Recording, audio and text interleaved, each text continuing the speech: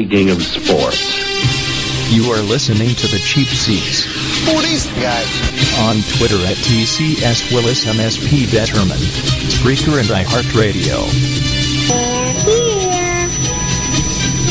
Here is Steve and Steve. Oh my God. They found me. I don't know how, but they found me. ah boy, here we go.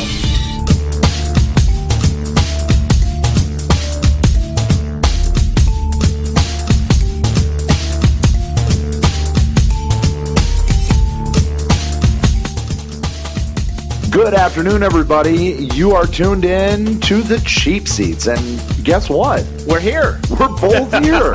My God. What is going on around there? The luck of the Irish, I'd say. It has to be something. Absolutely. My throat is back. I can actually talk. A couple weeks ago, I couldn't talk. Right. And last week, we had an emergency. Yeah, had an emergency. Couldn't do the show last week. So this week, we are here. We are here. Perfect timing. That is right, because you know what happens on Sunday? Oh, absolutely. The brackets. Selection Sunday, the brackets will be I tell you, this is the next best thing next to Super Bowl as far as in Vegas. Absolutely. Well, if you haven't heard, this is the Cheap Seats, and I'm your host, Steve Willis. Alongside me, my partner and co-host, that is the one, the only Steve Detterman. And this show obviously brought to you by the fine people at XCRS Radio who may need your help. And we're going to explain that here in just a little while. So we have a ton that has gone on this week and is about to happen over the weekend. Obviously, NFL free agency started. Oh yeah. The brackets are getting ready to be filled out because we've got all of the college conference men's and women's. Men's on Sunday, women's on Monday. Right, and we Major League Baseball is getting underway. Hot and heavy. Yeah. Very hot, very heavy. And hoops and pucks are coming right down to the what hockey, they got 15 games left in the season. Right. And in the NBA, we're starting to see a few kinks in the armor of the Golden State Warriors. Kind of wondering. A couple dents. Yeah, just a few. We're going to get into a lot of that. And obviously NASCAR talk coming up a little later. We've got David May Jr., the head scout of the Toronto Blue Jays, is going to be on with us here in about 15 minutes. We're going to get with him and talk a little baseball. But first, it is almost St. Patty's Day. It is. And look at the Irish there to you, Steve. Yeah, well, I'm going to need it because this is a monumental year for me. Obviously, if St. Patty's Day is rolling around. Yes, it is, because that means your birthday is what, 2 days away? My birthday is on Sunday. Yes. There you go. There you go. We got it marked on the calendar. Oh, do you? Well, I do. The day the world was ruined. And you probably go, how do you know my birthday was in 2 days? Why would you have my birthday marked on the calendar? Well, I'm that kind of guy. I like to stay up on top of things and make sure that I get out the well-wishers, and also, since you're going to be hitting 40 this year, I got to make sure that I throw in a couple good cracks here and there, too. Yes. The kid turns 40. But you're still young. You're still a youngster. When you hit double nickels, then you worry about it, okay? I credit a lot of the way I feel right now, good and bad, to the fact that I have 2 young children. Yes, that'll do it. I have to be honest, because a lot of people are like, man, 40, you act like you're 20, 25 years old. Yep. And I say a lot of it is because I have 2 little kids. Oh, yeah. And I keep myself fairly active. You can't tell by my Adonis-like physique that I've got going on. The rotunda that's going on? Yes, absolutely. That's right. But I do keep myself fairly active, and the kids help keep me active. And I got to tell you what, one of the biggest things that I've done in my life that I think really helped out is I quit smoking. That'll do it right there. About 7 years ago, and I think that is huge for me. I think tremendous! I mean that right there will take years off of it and add more years with you and the kids. So Speaking of years, Yes. and years gone by, we had an NFL superstar leave our ranks. He officially left the ranks this week, and that is Peyton Manning retiring. We're going to be talking about a little bit of that later. And as a result of Peyton Manning going away, the Super Bowl champion Denver Broncos now look to Brock Osweiler. But wait. Well, no, they don't look to Brock anymore. But wait. Brock Osweiler took the money and ran and decided to go to Houston. So now, who did the Denver Broncos go to? Oh my God, this is Captain amazing. Butt Fumble. We have to look out east to go to Philadelphia to the guy that used to be with the Jets but couldn't make it there because he had to fumble when he ran into the butt of offensive lineman. Yeah, ran into his own offensive butt fumble. Yeah, Probably the best NFL folly today. Mark Sanchez, yes, for an unconditional 7th round pick in 2017. Mark Sanchez. That's what your starting quarterback goes for. I think the question that I will have, and this is going to be the question to post on the webpage, just go to the Cheap Seats webpage, the Cheap Seats Facebook page. There you go. Let's go to facebook.com, search the Cheap Seats with Steve. The question is, do the Denver Broncos win their division next year? Forget winning a Super Bowl. Forget repeating. Personally, I think that's completely out the window now.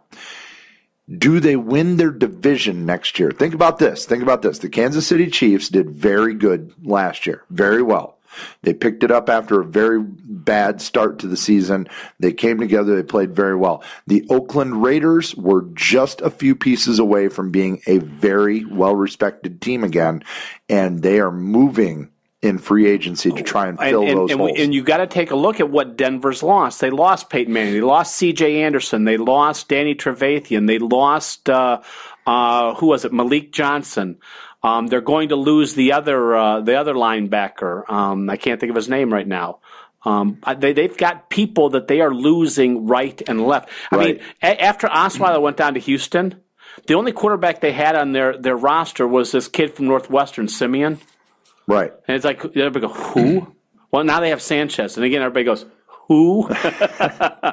And there are other key moves in free agency right now. We'll talk about those later. Some moves in San Francisco may be taking place. We've got a few key quarterbacks still on the free agency market, guys like RG3 that we will be talking about where they're going to possibly end up. Well, we had a new quarterback enter the ranks of the unemployed today, too. That's true, and he may be the biggest headliner, even though he has played the least, and that is, of course, Johnny Manziel, the Cleveland Browns releasing him today officially, and not a big surprise. No, not a surprise at all. Though I will look over at Mr. Willis and I will say, didn't we have this talk when he was being drafted? And you were like, okay, you were waiting for this, weren't you? I really was. And might I remind you? Yes. I am the same person that said Johnny Manziel was going to do great in the NFL. I was also the same person that got poo-pooed when I said Teddy Bridgewater. Oh, no. You didn't get poo-pooed. I just said, I don't know. But I was also the one that came out and said, you were right about Teddy Bridgewater. Yes, and you I were did 100% right about Johnny Manziel. I came out and I said, you were right about Teddy Bridgewater. I said, I didn't think he would be as good as he was. I thought he'd be okay. Right. But I didn't think he was going to be as good as he has been. Uh-huh.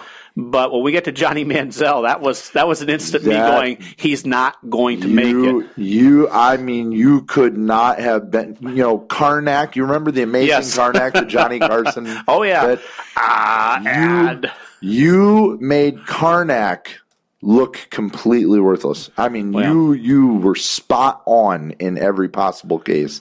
And it's sad though. Well, it because is. if you think about it, Johnny Manziel has such good raw talent. He has a good feel for what to do on the field when the play breaks down. He's got that intangibility of being able to just kind of make plays as you go. A Brett Favre-like capability. The only problem with him is that he can't take anything seriously long enough to be able to be a serious quarterback, to be able to be a serious person in the community, and nothing more than a punchline on the New York Post. But we've seen some of these quarterbacks like Johnny Manziel that they have all the intangibles. They just can't control the outside world. Right.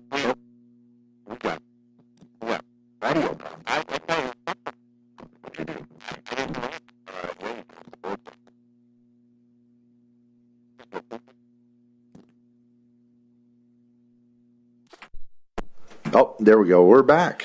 That was. I'm not sure what happened, but I mean, we've seen some of these quarterbacks that they have not been able to handle the outside distractions. I mean, we've seen this. We've seen that Ryan Leaf, Jamarcus Russell, even go all the way back to Art Schlichter, who couldn't handle his gambling problems. Right. I mean, we've seen this happen, and Johnny came in, and this is a guy that had all the talent. He didn't have the maturity. He didn't have the ability to separate outside from football. He couldn't take it serious enough. Right. To when you get up there. I mean, college is different from the pros, and everybody keeps, you always say, it's just the same thing. I did great in the college ranks. I'll do great in the pros. And you get out there, and all of a sudden, you're going against everybody that's a superstar in college. Absolutely. And not just one or two on a team, but everybody. Right, and it makes it difficult on field. But I think his biggest issue was the off field, the inability to keep himself even semi-grounded, I mean, there was no humility with Johnny Manziel whatsoever, and that was a terrible thing because,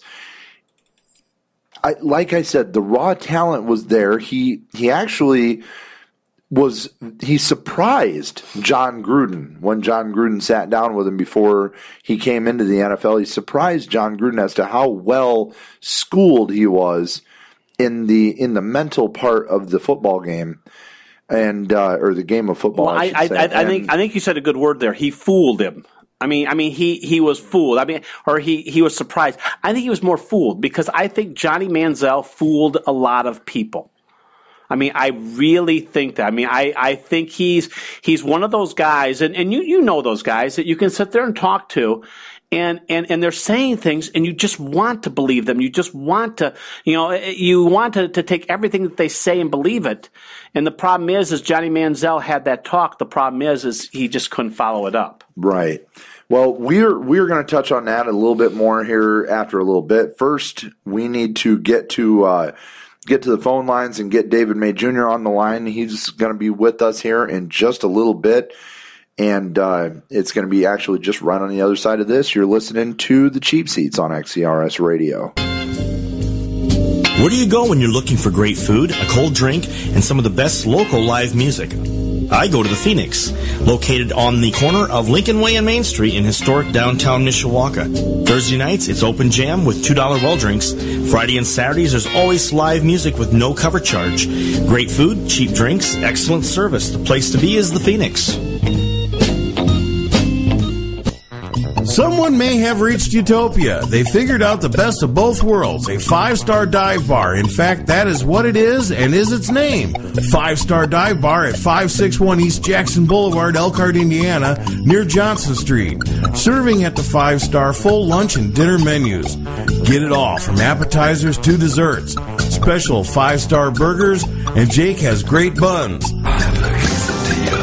The dive bar is also a 5-star place to go for nighttime entertainment and fun. Full bar service and the 5-star frozen Jaeger bomb. With live music 4 nights a week. Wednesdays and Thursdays, a karaoke DJ. That is the 5-star dive bar, 561 East Jackson Boulevard, Elkhart, Indiana, 574-294-7500. 5-star dive bar on Facebook.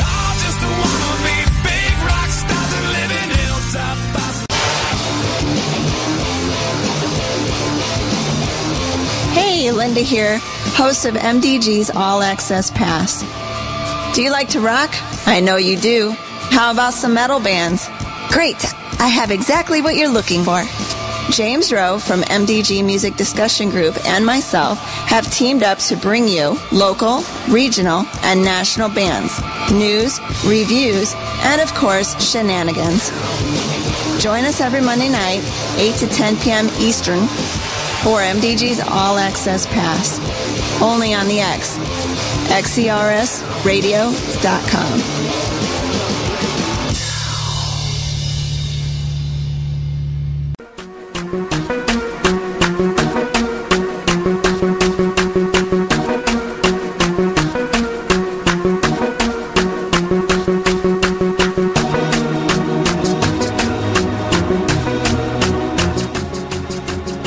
Back, the Cheap Seats on XCRS Radio, brought to you by State Farm Insurance. Of course, it is that time of year that you're going to be getting ready for spring break. Double check your air pressure in your tires, double check the car, double check your road map, make sure you're going the right way, but make sure you also double check your car insurance for your best rate. Go to statefarm.com and check out their discount double check. It'll be your opportunity to get the best rate.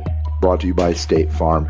And on the hotline right now, this is he is our favorite baseball guy. Yes, he is. And he Yes, he is is. one of the great scouts, of course, doing a lot of hard work right now, but he's in a lot of warm weather. Home just for a couple of days, and then off to go see some baseball and some springtime sun again. Back to Arizona again. I think he said he spent the last 10 days there. He's going to be back for another 10 in a week or so. Right, and of course, he is the head scout of the Toronto Blue Jays. That is David May Jr. David, how are you? I'm doing well, guys. How are you guys? Oh, we're hanging in there. We are wishing that we could go watch some baseball right now, so we're very envious of you right now.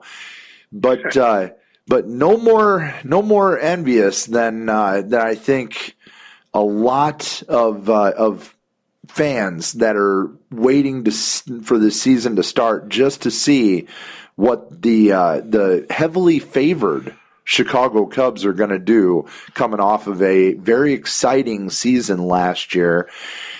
You get to look at a lot of players and you really get to break down a lot of the nuts and bolts of these teams when you're looking at these players.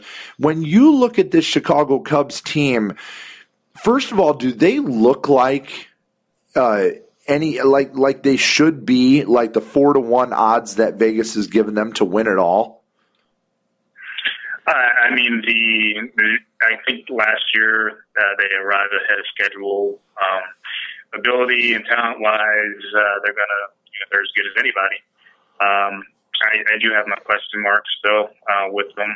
They're a team that I followed during the year, and I just my biggest concern is and they've kind of addressed this with their defense and their bullpen, and those areas, I'll be looking to see if a guy if like a Rondon turns into a lights out closer.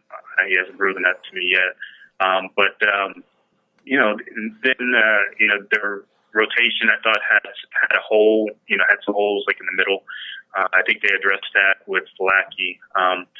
But the lineup itself is even better than last year, and they were close to that to getting to where they needed to go last year. So they should be. I don't know about the favorite, but they're in the select group of teams that should be a contender. Now, every year, I mean, when we get to this, and this is the fun time of the year where you get to see all the guys get together and start, getting the rust off and getting ready. As far as a scout, when you get down there, I mean, what is it for you? I mean, what is your plan of attack when you get down to see these guys? Because, I mean, you're going to see a lot more as the season goes on. What are you paying attention to when you first get down there? Generally, for the clubs, most teams they already know what the rotation is going to look like. So it boils down to the competitions at the end in the bullpen, the competition between the spots like 23 through 25. Those are generally the spots that you're looking for, and so not only as a way to, because most teams aren't going to make a trade in spring training. You generally look for that guy that could help fill out your bench, or that guy who might fill out that bullpen spot that's your weakness. You're really not going to find a starter. So that's going to be out of the question. So that's kind of what you hang on to, and that's where there's really not an emphasis on scouting the guys so much as making sure that they're in the shape that what they look like coming into the season. You don't really get into the this is the way we're going to beat them, because they're not going to show you that. Now, how hard is it? I mean, when you get down, how hard is it for a rookie or a young player? I mean, we saw it last year. We saw Chris Bryant go down and just tear it up, and we knew he was going to go down because the Cubs wanted to save that extra year. But really, how hard is it for a rookie or for a young player to actually turn enough heads to have the team say, hey, we need to take this kid with? I mean, you don't see that happen that often, do you? No, it rarely happens. We had two guys last year, Roberto Osuna and Miguel Castro, who made it as 19 and 20-year-olds. They made our club last year and ended up figuring in to things. But that's very unusual that you're going to do that. It's more of and it's very rare that you're going to have a younger player that you can count on to jump over and establish veterans. So you kind of want to see what you have. You want to see them at the higher level, because for the most part, those two guys, they had never seen AAA and barely seen AA. So you want to kind of see what they're going to compete like in specific situations. If you're a smaller market team, you don't want to start that clock. If you're a team that's expected to contend, most kids are not going to be ready. So it's probably better to be a little bit safer. If all things are equal, but if the player is just so talented, then they'll push it. But for the most part, that rarely happens. Okay, now this year for you, I mean, it's a little bit better feeling going down to spring training. I mean, after the season that Toronto had last year, winning the division and going into the playoffs. But a lot of things have changed from last year to this year. David Price being one of those people that have departed the club. When you go in there, I mean, that's shoes that you really. It's very hard to fill if you're going to fill them. But again, as the team goes on, how does Toronto look this year as we take a look at the American League East? I'm pretty excited about the club. I think at this point, the players, they believe in themselves as a unit. I think there's something to be said for winning, and so that's kind of rubbed off on everybody. I think people will say David Price meant a lot, and that's true. But we also have to remember that we didn't have a Marcus Stroman for the first until August either. So you get a full season of him as well. So that's going to really help. Also, I think that you look at certain things that you're able to do, and I think we have some things we can do as far as to address your weaknesses, and I think that holds true for a team like the Cubs as well. They have some players in minor leagues that they can also use at the midway point to address their weaknesses and see and try to make their team stronger. But as far as our club goes, it goes from thinking you can contend to now believing you can win a championship. That's a big difference. It's a different mindset. All right, now as you're watching the spring training sessions unfold and you're starting to get ready for the opening day, is there anything, now you've seen a good handful of games now in spring training, is there anything that you've seen that's kind of made you sit up and take notice? Any certain clubs or any certain players that you've seen that just kind of, kind of turn your head, raise an eyebrow? I just think, today and we play the Red Sox. I think the Red Sox are way more athletic than they were to start the season last year. They won't have as much power, but they'll be a different team defensively and more athletic. So, and of course, they're going to pitch better. That's they address those things. So, we'll see. As far as like the New York Yankees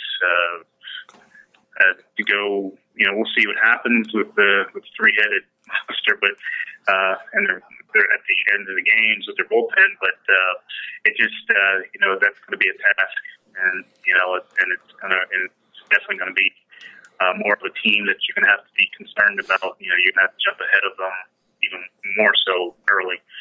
They were kind of lights out the last year, but this is going to be a different thing altogether. So it'll be interesting to see how their roles shape up. And I'm just kind of monitoring the team that I think is probably going to be the most improved this year is probably going to be the Texas Rangers. I just think their rotation is going to be really good, and they were close last year. I think that they hit the ball, they good defense, and they're going to have really good pitching. So those are the teams just kind of jumping out at me at this point. Those are the teams to take a look at as we head on into the season, is what you're saying. Yes. How about in the National League side? I mean, I know we talked a little bit about the Cubs.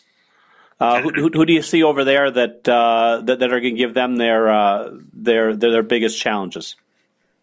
Obviously, the team they lost to, the Mets, the rotation is going to be awesome, as it was last year. You get another year. I think their bullpen, with that adding like Antonio Bastardo, gives them the lefty that they needed.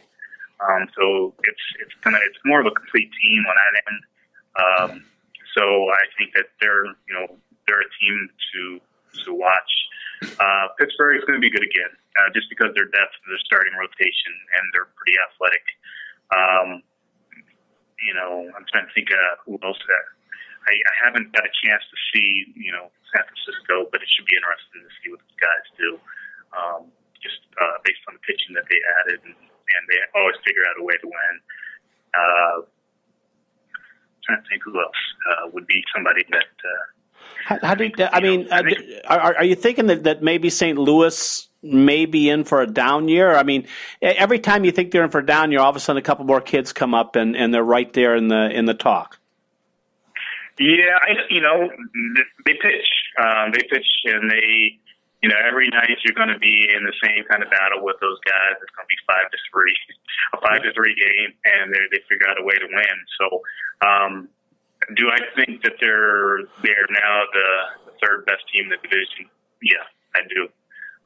But it's not going to be easy, and it's just I think that their farm system hasn't been as good recently, but that might not allow them to do the things they need to do. But they'll be in it to the end. They'll fight for that wild card.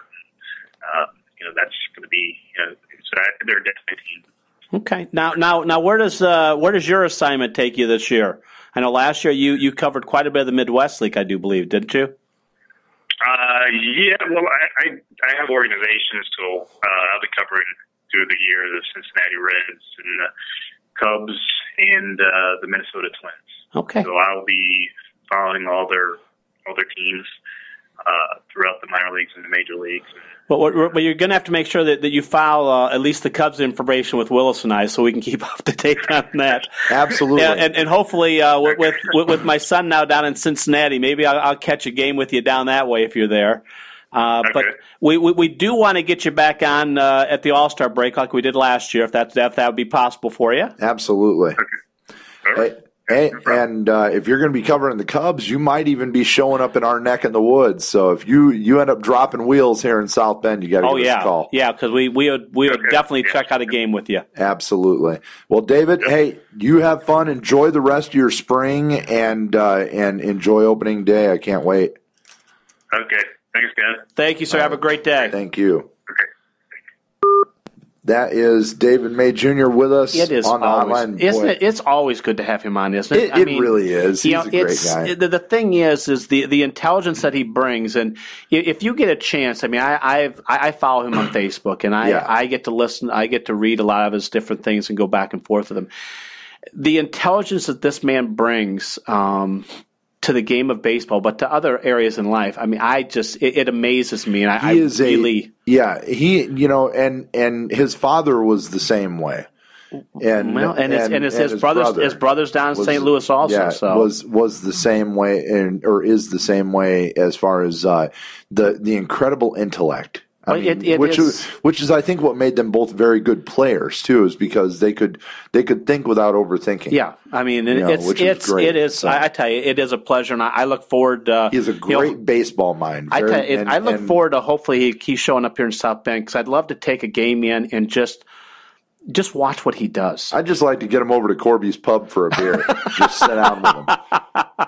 I mean, seriously, an entertaining guy. I had a chance. He was in the area, and my wife and I met up with him. And we took him. We went out to eat, and the big thing that we did was went to Notre Dame, and we walked around Notre Dame so he could take pictures. He was enthralled. I mean, he had never been there. Oh, okay. And we walked around the campus. We kind of take that for granted. And I know. And it was at night, and we took the pictures of the Golden Dome lit up, and we walked around, and it was incredible evening. That's good stuff. That's good stuff. Well, anyhow, his thoughts on the Cubs, I thought were pretty much spot on. Yep. I think Yep.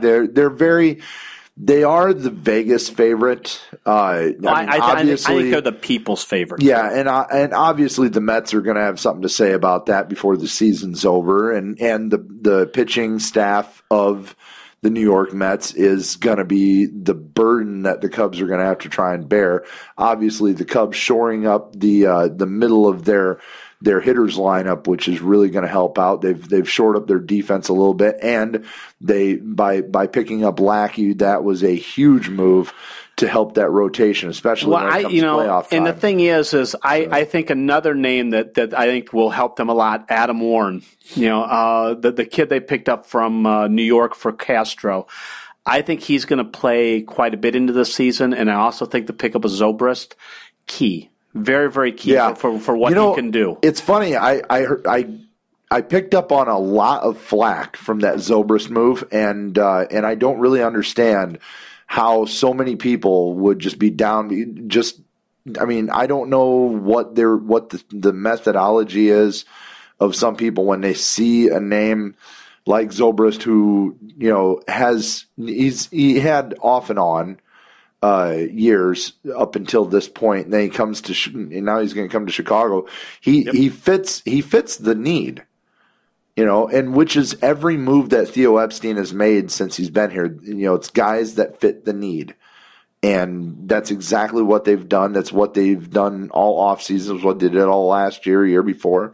And it's coming to a head. And I think David May was very right when he said that they arrived a year early. Yes, they did. And we talked about this last year. Yeah, we were saying that last year too. They were like, the Cubs were not supposed to be this good until this soon. Year. Yeah, I mean, we were still expecting these kids to have that, the kid season, the season where you got your feet wet and you did these things. But if you think about it, they did, they did in a big way. Well, they did. I think, it's going to be interesting to see how this second season works out for the likes of, Bryant, for Schwarber, for Russell. Those three guys, for Soler. Is Soler going to play a full season now? I mean, he had a lot of injuries last year, missed a lot of games. Right. And I think if he stays healthy this year, that is going to be a huge it is. And we've only seen, just a touch of it. But one of the key things that I think the Cubs did that really, in my mind, cemented down some of the questions is when Dexter Fowler agreed to come back for less money that he could have got elsewhere. Right. Just because he wanted to play with the Cubs again because he enjoyed it so much, but also because this is a team that's set to win now. Right. And to allow Haywood to go into right field and play in his Gold Glove spot, I mean, you talk about, you bring a guy in like him, a free agent, a big ballyhooed free agent, you bring him in, and it's always uncomfortable that first year when you sign a big contract because you want to overproduce and everything else. Right. But then to have to come in and maybe play a new position that you're not comfortable with, by bringing Fowler back, I mean, you talk about settling him down and saying, okay, guess what? You're going back to right field where you know it and you love it. If you are a major league star right now and you have the availability to go to Chicago, knowing the history of the Cubs, knowing the drought that this team is in, which is unlike even close to any other drought in the history of sports, to know the lore behind this and to know the spoils of war if you were to win a World Series as a member of that Chicago Cubs team, I don't know if there is any major league player who is a potential free agent this year that wouldn't at least look at Chicago to see if they could fit. You and I can go back. I mean, go back to the '84 team.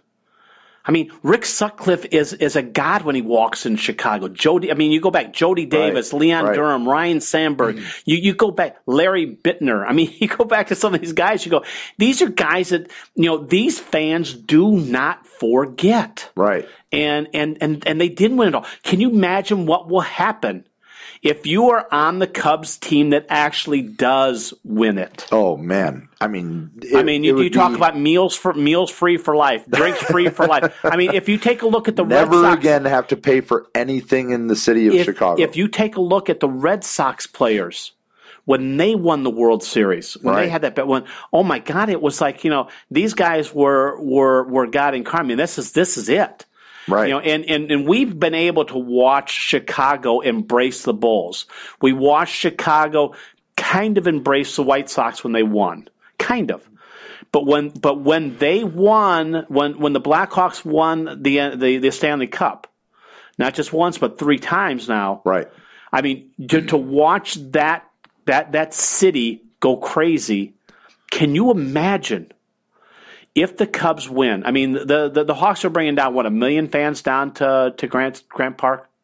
Something like that? You would have to close the city of Chicago. Where would no businesses open. Everybody would call in Where sick. would they hold this at? Navy Pier, and they would have to get. I mean, they'd have to get the U.S. Navy involved. Oh, they'd have. I mean, if they went out, they'd have boats all over. Aircraft carriers full of people. It would just. Can you imagine all the flyovers? Oh my gosh! Can you imagine all the drones taking pictures? Real. This is something that my son told me. He said, he says, Dad, I really, really hope that the Cubs actually win the World Series in your lifetime. He says, I think there's a great shot of that. He goes, for everything that you've seen, you've been able to see the Hawks win. You've been able to see the Bulls win. You watched, Notre Dame win a national championship. You watched Green Bay win. I said, you've seen all this stuff, but the one team that you follow that you just haven't seen are the Cubs. Right.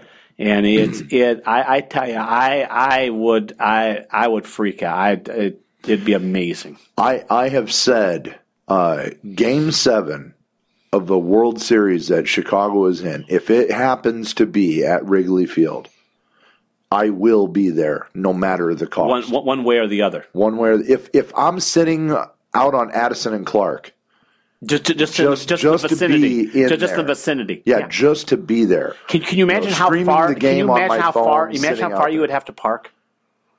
I don't care. I'll park. I'll park down at Grant Park and walk the 75 blocks or whatever it is. I don't care. I'll walk 5 miles. What the hell? I don't care. I don't either. I mean, that's just worth it. That is just something that in our lifetime. I mean, that is, if there was ever a bucket list item that you could ever want on your thing, to see the Cubs play in the World Series. To see the Cubs win a World Series. That would even be better. It would be the icing on the cake. And you're right, as far as Chicago fans, if you think about it, the one team in Chicago that has won championships but the least is the Chicago Bears. Yep. And if you ask any Chicago Bears fan, what one team do they always refer to? The 85 Bears. Yes, they do. The I mean, and you got to remember, and mind you, the monsters, probably the greatest defense ever to play. And the thing is, I that year I was working at a radio station in Illinois, and we actually carried the Bears that year. Right. And I got to go up to Platteville, meet some of those guys, which was just unbelievable, and interview them. Right. That to me was a thrill. Even as a Packer fan, that was a thrill. But the thing is you got to remember. Reasonably sure you didn't wear any Packers gear. When you went God, no. And the thing is, you wanted to actually get interviews. Here's the thing that was interesting: is the Chicago Bears. You know where they were practicing at that time? Illini Field. No. Platteville, Wisconsin. Platteville, Wisconsin. In Wisconsin, really? That's where their training camp was right set up. Across the border, if I remember. It's probably about 45 minutes to an hour up. Yeah, not very far. No, and the thing is, I lived in that area, so that's where it was great. Right. But the thing is that, and you talk to Bear fans. And when Bear fans talk about Bears, do they ever talk about the team that lost to the Colts of the world in the Super Bowl? They don't. Never. I mean, they had another team that made it to the Super Bowl. Right. And they never talk about that team. Right. It's never even mentioned. It's weird because and it may have nothing to do with being a Bears fan. It may just have something to do with the proximity that we live in. But it seems like the Bears fans in this area despise the Indianapolis Colts for no good reason. Right. Other than the fact that this is, of course, Indiana. Right. It is Colts country. Right. For the most part. Obviously we live in an area that's very diverse. Oh, it is. So we have a lot of of fans like yours truly. Yeah. A Kansas City Chiefs fan. I have no business in this area. It's amazing. And the thing is, it's amazing if I'm a Packer fan. It's amazing. Yeah, but I could even make a case. I could even make a case for a Packer fan right here. There are a ton of Packer fans in this area. But I guess and see that's why I could make a case for being a Packer fan and living in this area. But I've seen Colts fan, Packer fan, Bears, and Lions. I could see a case for all of those. I have seen other Kansas City fans here. I have too. And then I've also seen Raiders fans. Yeah, Raiders fans here. I've seen Broncos fans, but then with the advent of Peyton Manning moving to Denver, I think that's where they got that. But see, Cowboys fans, Giants fans I've seen here, Steelers fans. I see more Steelers fans than I do Cowboy fans and Dolphins Giants. fans. I've seen Miami Dolphins fans. I've seen here. some, yeah. So I mean, it is a very diverse area, and I would give a lot of that to the fact that we have Notre Dame right here, and a lot of people come from all around the country, to go to school. Well, and a lot of those Notre Dame players go on to these other teams. That's very true too. So anyhow, we've got to get to a break. We got to pay a few bills, and when we come back, we're going to tell you exactly why XCRS Radio needs your help, and we're going to talk about that in just a little bit. You're listening to Cheap Seats right here, XCRS Radio. Broadcasting to the four corners of the earth, Michiana Edge, every Sunday night, 7 p.m., XCRSradio.com. You stick with it, and you're passionate about it, you'll get better. Climb aboard Starship Comedy and join co-hosts Adam Nielsen and your beloved comedian, Colton Cole, as we boldly go where no internet radio team from Michiana has gone before. I am a legend from the future. We will travel to the comedy underworld so you will know where's the show. I miss when drinking was fun, though. You know what I mean? Like, before it was like a problem. If it's funny or it's cool, we will cover it. Hey. See what I did there? I was sent from space. Dude, that's gold.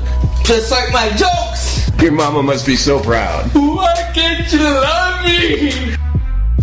Have you heard those two wacky guys, Chris and Ginn, on the Life is Art Also show? They share their favorite songs and their future favorites, too. They have live interviews with authors, comedians, artists, and musicians, and lots more.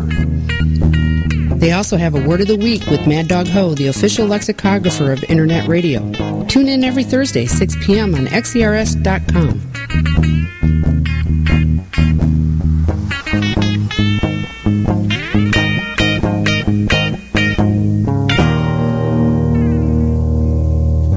Hey ladies, tired of the same old story? getting promised all this big meat only to find out it's just the same old average helping?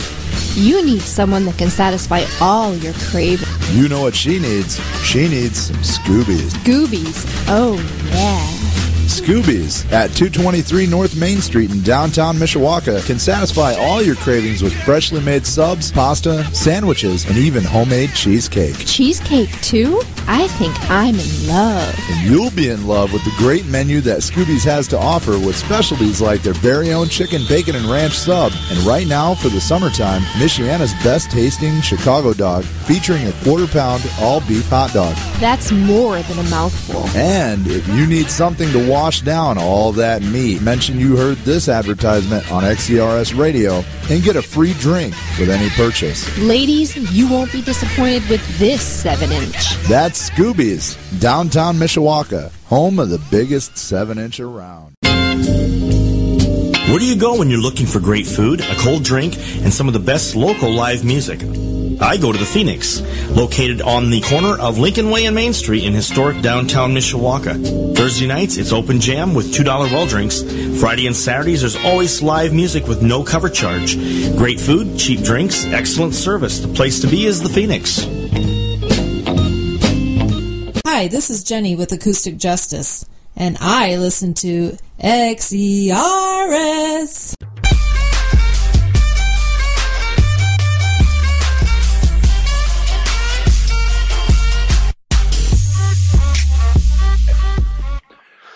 The Cheap Seats on XERS Radio.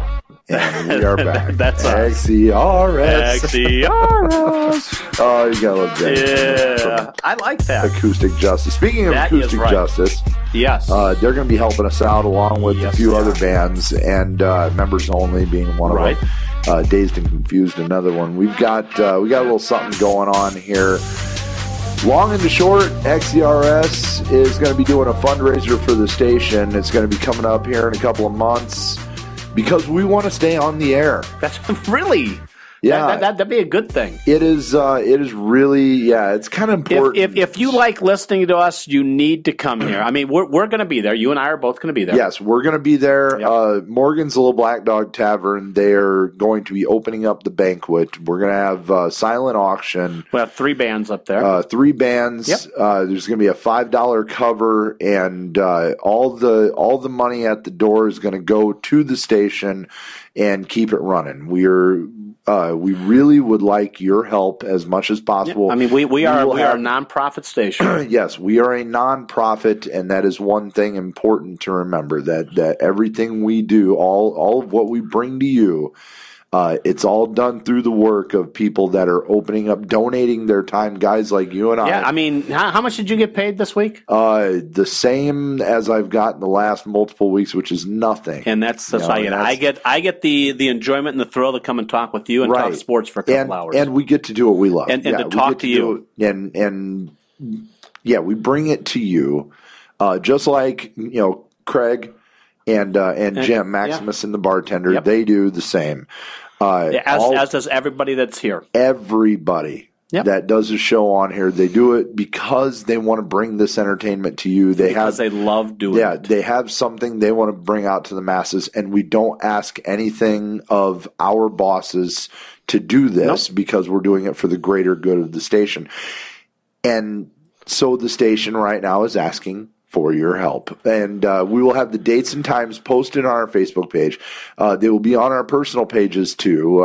If you follow me or if you follow Steve on our personal Facebook pages or our professional pages or anything like that, Twitter, Instagram, we'll have them all over social media for you. Of course, XCRS will probably have it on their website, and you can find out where and when. And we want to pack this. We want to pack the joint. Yeah, we want to pack this place. We want to pack. We want to show the bands that we can draw one heck of a crowd for them because we want you to come with all your Steve and Steve attire too. Yes, absolutely. Make it up. Make it up. Yeah. Make up signs. Just make up signs. Make yourself a T-shirt that says I love Steve and Steve. Yeah, it doesn't matter what. Yeah, that's right. Yeah, we can take your pick. You make it ambiguous. It's okay. I like the big one. I like the small one. Yeah, Big Steve, Little Steve.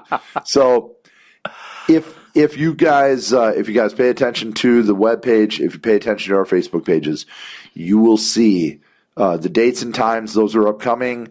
The place I know will be Morgan's and the Little Black Dog Tavern, downtown Mishawaka. And it will be a fun night. It will be a very inexpensive night for you to come out, listen to some great live bands, and maybe bid on some silent auction items and just help out the station that you love so much, that loves to bring all of these great shows to you. Maybe we can talk to David May about getting us a couple signed pieces to auction off. We could very much do that. I think that would be nice. Yeah. Why don't you work on that? Sure, buddy. I'll work on that one. Yeah, you work on that one. That sounds good. So, anyhow, we're going to be here about 8 minutes from Josh Briggs and the Fast Four NASCAR segment. But before we get into that, yes, got a lot of stuff going on. Had today in the NCAA. It was nuts today. Yeah, it was. Conference tournaments. Indiana lost. Lost. That was a potential number 2 seed going into Selection Sunday. Now you kind of wonder where they're going to sit. I don't.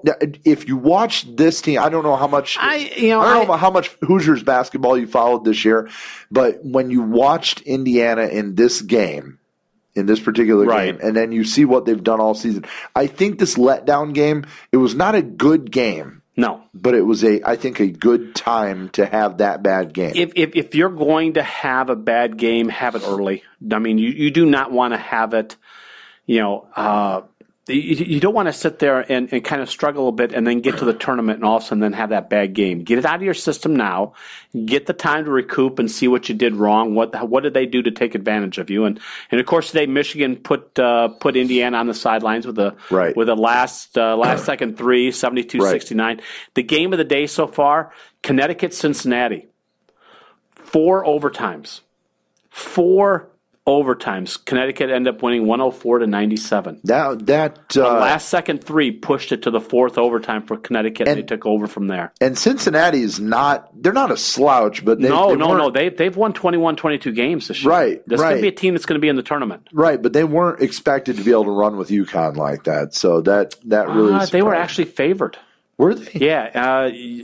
Cincinnati was a 1.5 favorite going into this game. I thought for some reason UConn was supposed to be so much better this year. No, UConn's been down. UConn's been down this year a little bit. I think I was mixing up the men's and the ladies. Well, that's easy to do because that Connecticut women's team, they are a powerhouse. Well, remember last year both teams, ended up doing. Oh yeah. So we got a couple good games going on right now. Of course, in the Big Ten, Michigan State's taking on Ohio State right now. Sparty's with a 10-point lead. Should be a good game for Michigan State. Yeah. I think once again, it is coming close to tournament time, and Michigan State's turning up the heat as they always seem to do. Another big game going on right now, Villanova with a 4-point lead over Providence. Of course, Villanova number 3 in the country.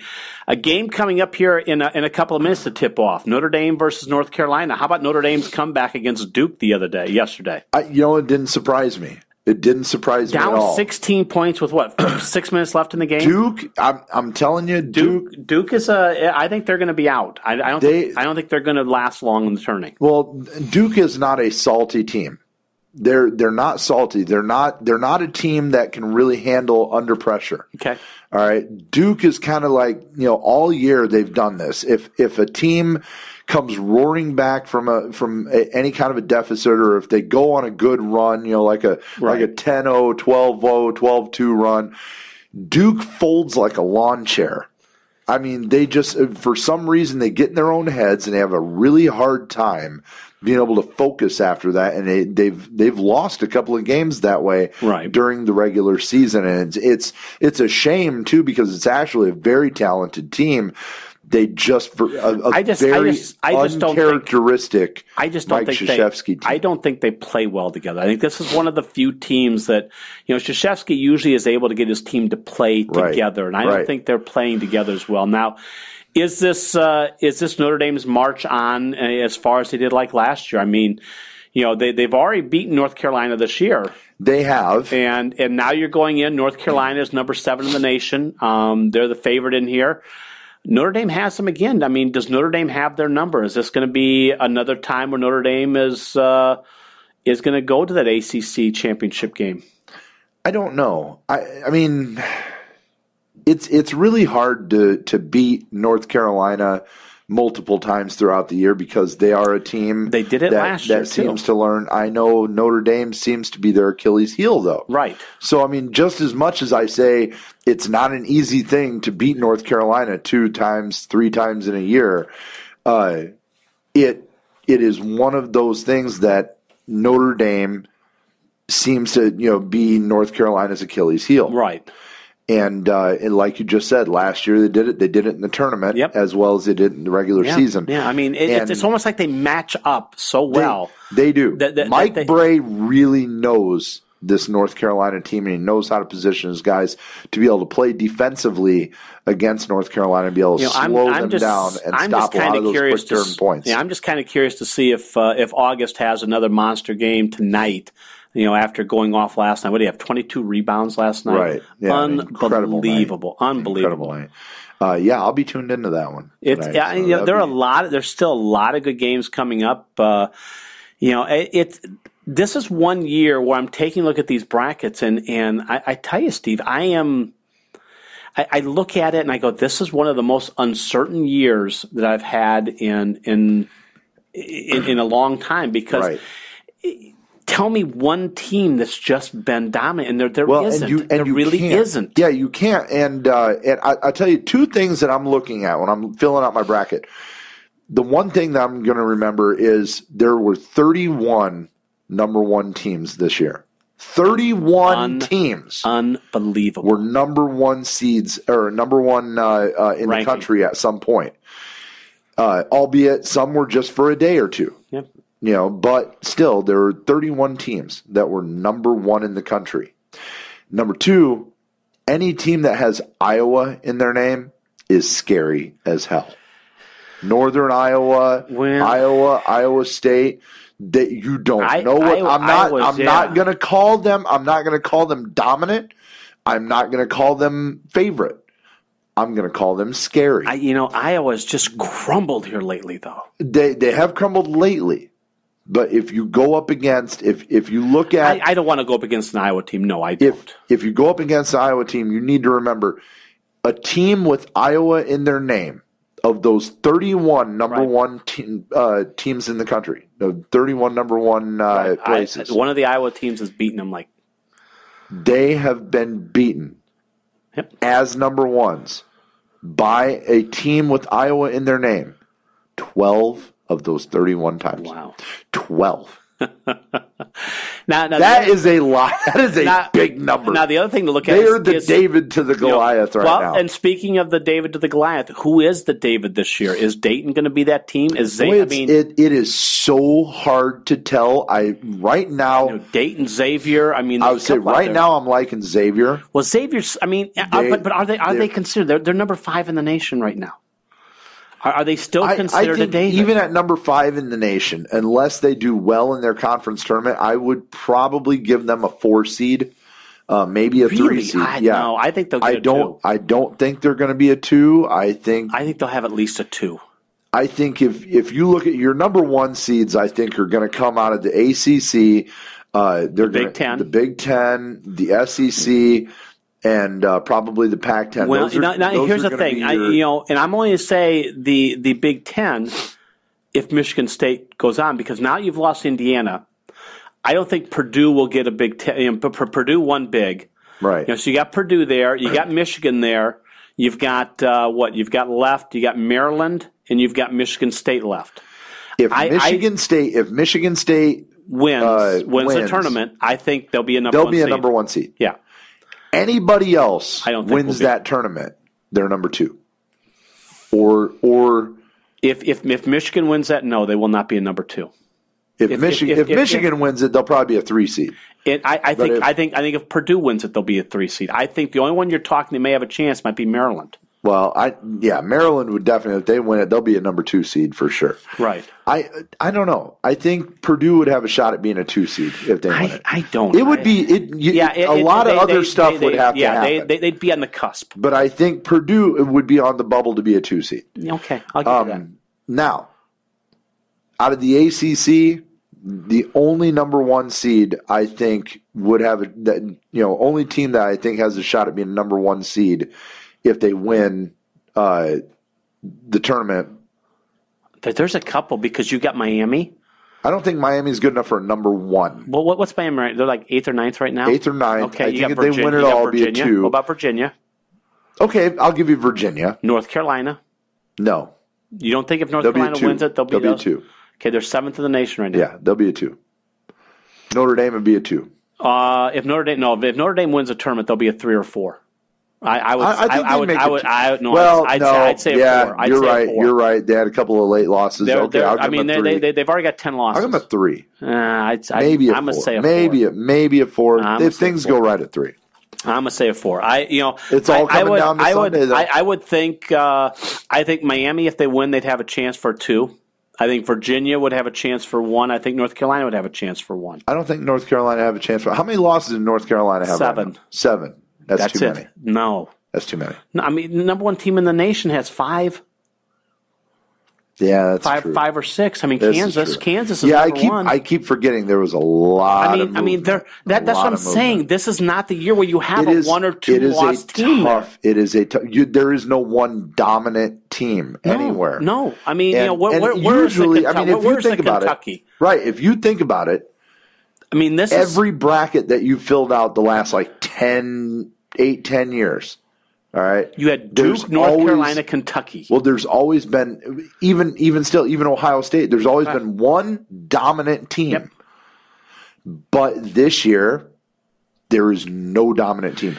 This year is the first year I could honestly see a double-digit seed making it to the Final Four. Now, see, this is the year that Tom Izzo is living for because, he is the king of getting to the Final Four. Certainly. He is the king of getting the Final Four.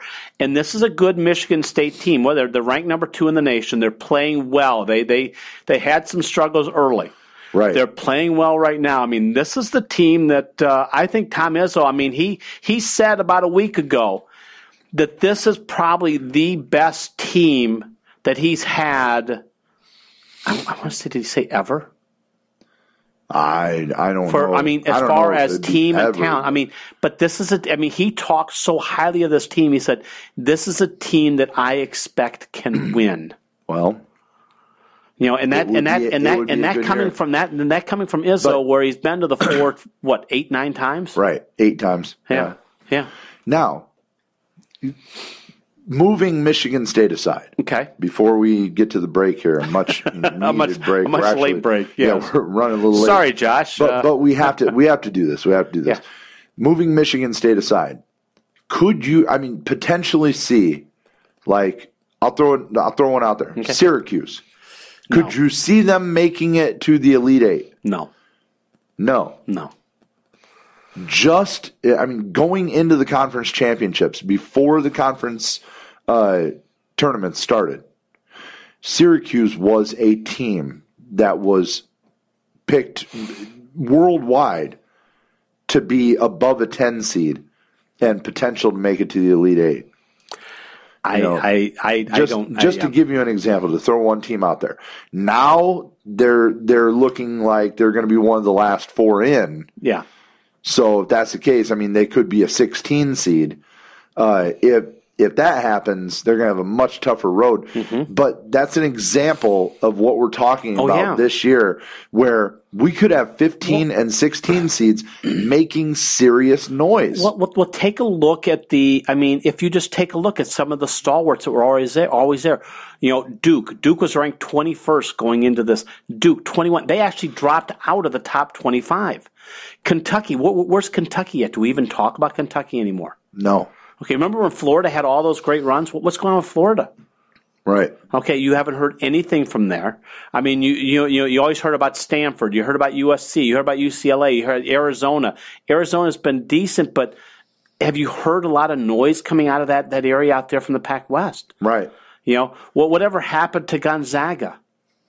Right. I mean, some of these teams that Gonzaga was great early, but where are they now? Right. And that's the thing. Some of these big names that we had over the past couple of years, they just aren't there this year. And you're going, okay, who do you pick? Well, what's funny is some of those teams are filtering down through the remainder of the brackets. You're going to see some of the teams that you've just mentioned sitting in the 10, 11, and 12 spots. And it's which and is all the more reason why I say. I mean, this is going to be a fun first 2 days. Right, which is all the more reason why I say. These matchups are going to be unbelievable. Yeah, all the more reason why I say there is an opportunity to see a lot of lower seeds beating the higher seeds. I mean, can you imagine an Xavier, having Xavier maybe go up against Duke and Xavier being the higher seed? I know, that's crazy. See Xavier in as a 5 seed, Duke is like or Iowa 9 or Iowa State, going up against Kentucky and Iowa State being the higher seed. Right. Yeah, Iowa State 3, Kentucky 12. Yeah, I mean it's very doable. And the thing is, it is, and it leaves the door open for some of these outside teams that are looking like a Michigan, a Wisconsin, a Butler. Butler had a horrible loss today. Right. That they may be able to get in as a 11 or 12, and you're going, do I really want to face a Butler or a Michigan or a Wisconsin the first game?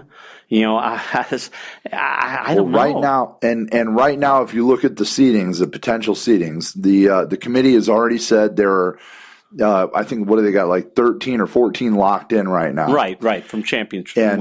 And then you have another 30 automatic bids or whatever it is. So you've got like 46 or 48 automatics that are already pretty much going to be locked in.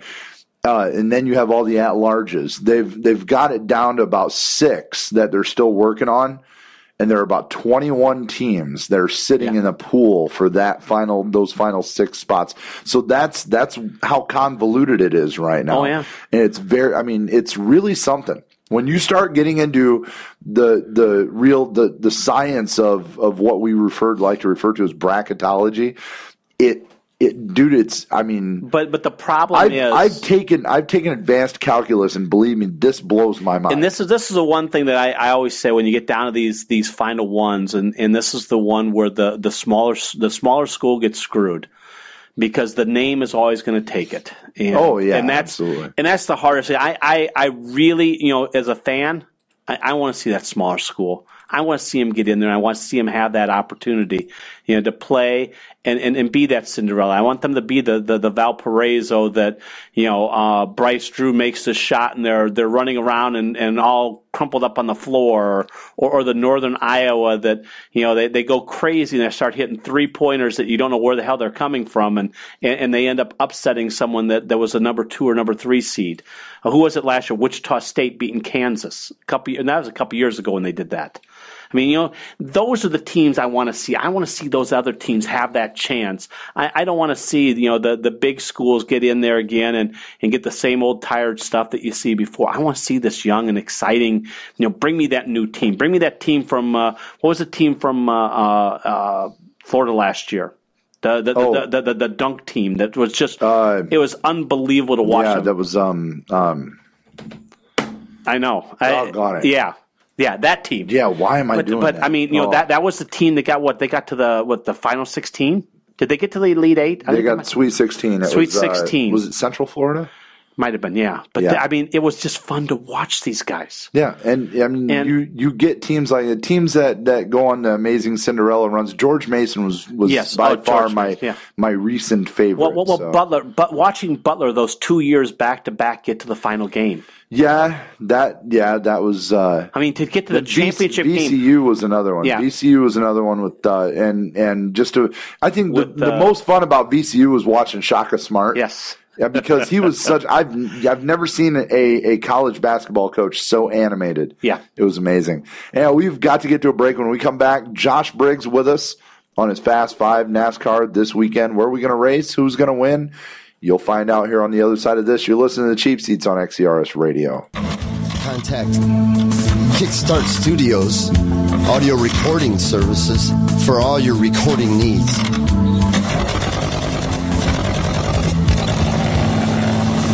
Songwriters, comedians, band demos, commercials, voiceovers, narration, sound effects, background music. Give us a call, 574-274-8046. Kickstart Studios at Comcast.net or like us on Facebook at Kickstart Studios.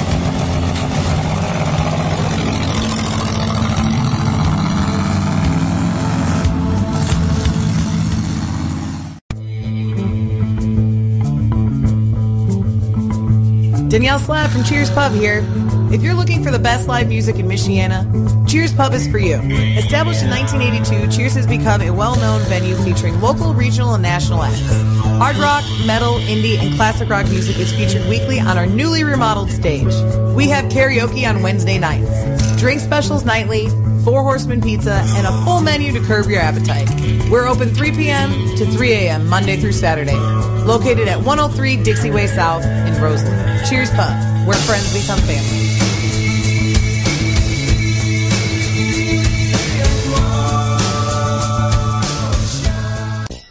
Someone may have reached utopia. They figured out the best of both worlds, a 5-star dive bar. In fact, that is what it is and is its name. 5-star dive bar at 561 East Jackson Boulevard, Elkhart, Indiana, near Johnson Street. Serving at the 5-star full lunch and dinner menus. Get it all from appetizers to desserts. Special 5-star burgers, and Jake has great buns. The dive bar is also a 5-star place to go for nighttime entertainment and fun. Full bar service and the 5-star frozen Jaeger bomb. With live music 4 nights a week. Wednesdays and Thursdays, a karaoke DJ.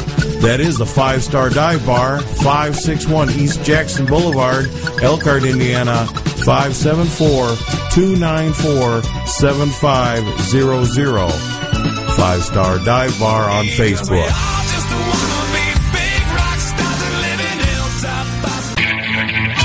Hey, how's everybody doing out there? Mel Williams, XCRS Radio. Be sure to join me Monday nights, 6 p.m. to 8 p.m. for the Michiana Scene. We'll be showcasing local musicians, playing their music, and listening to their stories. And they all have great stories. So come on out to Pleasant Valley every Monday night at 6 p.m. Michiana Scene on XERS Radio. See you then. Wow! Monday nights. Hi, I'm former President George W. Bush. Now, here's a couple of guys that always have some kind of exit strategy. Steve Willis and Steve Detterman.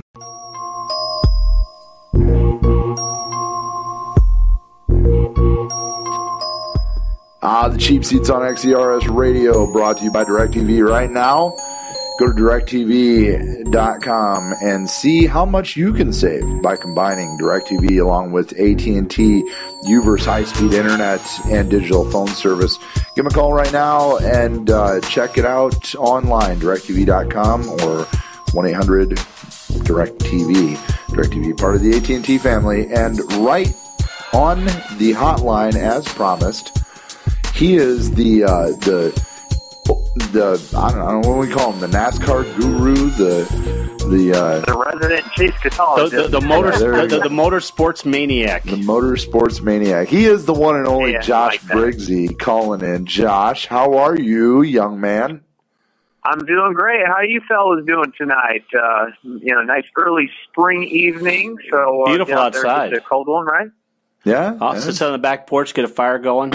Yeah, honestly, I'm just going to sit in the dark and contemplate the fact that my 30s are over. Oh, stop. Stop. Have a beer, smoke a cigar, you'll be you're fine. still 25, man. Yeah, well, yeah. Well, yeah, thank you, I am. Some days I am. Some days I'm like Willis, he's an old 55. man. Yeah, I know, right? That's terrible. But Well, happy early birthday. Well, thank you very much. And you, sir, have a lot to talk about. Last couple of weeks have been pretty amazing. So get us up to speed. I am the king of throwing puns around today. You are punly. Yes, get us up to speed, and then let's get into this weekend. Well, I tell you what, it's been very interesting past couple of weeks in the world of NASCAR as the Sprint Cup Series is on their annual West Coast swing for the next 3 weeks. Last week we were at the Las Vegas Motor Speedway for the Cobalt 400, and what an interesting race it was, but it wasn't because of the racing. It was because of the weather. There was a 45-minute delay, not because of rain, but there was a dust storm that actually settled in on the area because teams had to deal with 30-mile-an-hour wind gusts, and that actually wreaked havoc on Sunday afternoon. But when the dust settled, Brad Keselowski took the Blue Deuce to victory for the first victory of the season for that team and solidified their spot in this year's version of the playoffs. And I tell you what, one thing we have to be very amazed with is the qualifying ability of Kurt Busch this season. He won the pole for the last 2 events, and currently, after round 1 of qualifying for this weekend's race, he sits on the pole. So this week will actually be the second leg of the West Coast swing with the Good CM 500 at the Phoenix International Raceway, which actually happens to be a very good track, a favorite one of mine. It's a good place to watch a race, so if you ever get the chance, do it. But guys out there that look to be very strong for this week has to be Kevin Harvick with 7 victories. That is the all-time winningest driver out there, and the series has been running there since the year 1988. And Kevin Harvick, they just call him the King of the Cactus. And he will go for his 8th win on Sunday in the Jimmy John Chevrolet. So that's about it for that in a nutshell. So who do you guys like for this week? Do you think the Cactus Kid can do it again? Well, I mean, Harvick's obviously going to be the first choice, but you start looking at some of the hot teams early. Busch, obviously, I'm a Busch fan. Yeah, myself. he's going to be one of the drivers that I think to keep an eye on. For some reason, these warmer tracks, dry tracks like this, it seems to be running really well on. So I mean, it's kind of one of the things that I had seen. But when you look at the West Coast swing that they do every springtime, and you look at some of these races, when you see early success out of guys like Kevin Harvick, guys like Kyle Busch, how often does it translate to the rest of the season when they start getting into the hot, humid southeast in the middle of the summer, and they start getting into the extremely long and extremely short tracks up here in the Midwest, like Bristol and the Brickyard and stuff like that? Does it necessarily equate, or do you ever run into like a situation where these guys just get hot out west and they kind of seem to fall back into the pack during the rest of the season? Well, definitely, you hit the nail right on the head, Steve. I find it very imperative to get out of the gate early. You want to have a good West Coast swing because it could pay big dividends, or it could really hurt you if you have a bad stretch out there. You look at guys like Martin Truex Jr. season. He had a very good West Coast swing. He had 3 top 3 finishes in a row out there. He led the most laps, and he could have won all 3, but it's just things got to him late. But you look at guys like Kevin Harvick, who has excelled at all 3 of the tracks on the West Coast swing, Las Vegas and the California Speedway, which they'll go to next week. He has the capability of getting this week and next week, and that could put him right to the top of the leaderboard as we sit right now. I think he's there. Josh, hey, we're losing you, bud. Oh, we did lose just him. lost him. Yeah. Nope. Josh Briggs. We'll try and get him back. He went AWOL. Yeah. He started talking about that West Coast swing. I think he took a trip or something. I don't know. Yeah, I don't know what Maybe happened. he's on his way out to California. He's on his way out. I've been impressed with both the Bushes. I think they've done well. Logano's had a good season so far. I think. Josh, you there? Oh, no stinking dead zone. Ooh. Dead Zone. They have to make a movie about that. Yeah.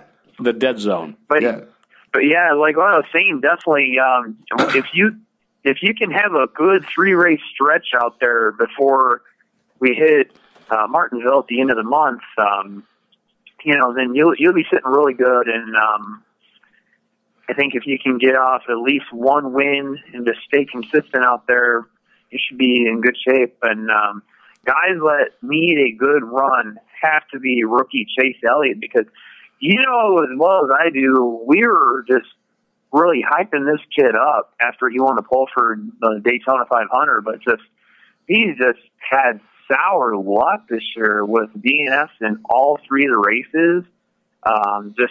He was just finding the wrong place at the wrong time and just hitting the wall and just spins and just, things that, rookies are going to have to face.